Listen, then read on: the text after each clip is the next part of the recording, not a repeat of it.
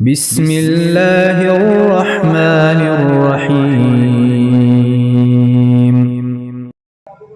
موسیٰ بن اسماعیل نے بیان کیا، کہا کہ ہم سے وہیب نے بیان کیا، کہا کہ ہم سے عبداللہ بن طاؤس نے بیان کیا،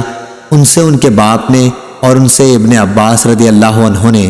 کہ نبی کریم صلی اللہ علیہ وسلم نے مدینہ والوں کے احرام کے لیے ذوالحلیفہ، شام والوں کے لیے جحفہ، نجد والوں کے لیے قرن،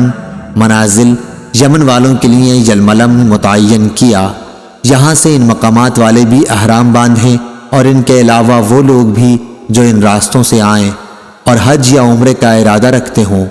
لیکن جن کا قیام میقات اور مکے کے درمیان ہے تو وہ احرام اسی جگہ سے باندھیں جہاں سے انہیں سفر شروع کرنا ہے، یہاں تک کہ مکے کے لوگ مکے سے احرام باندھیں۔ صحیح بخاری حدیث نمبر 1524۔ عبید اللہ عمری نے نافع سے بیان کیا اور ان سے عبداللہ بن عمر رضی اللہ عنہ نے کہ جب یہ دو شہر بصرہ اور کوفہ فتح ہوئے تو لوگ حضرت عمر رضی اللہ عنہ کے پاس آئے اور کہا کہ یا امیر المومنین، رسول اللہ صلی اللہ علیہ وسلم نے نجد کے لوگوں کے لیے احرام باندھنے کی جگہ قرن منازل قرار دی ہے اور ہمارا راستہ ادھر سے نہیں ہے، اگر ہم قرن کی طرف جائیں تو ہمارے لیے بڑی دشواری ہوگی۔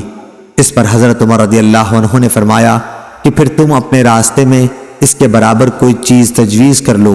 چنانچہ ان کے لیے ذات عرق کی تعین کر دی۔ صحیح بخاری حدیث نمبر 1531۔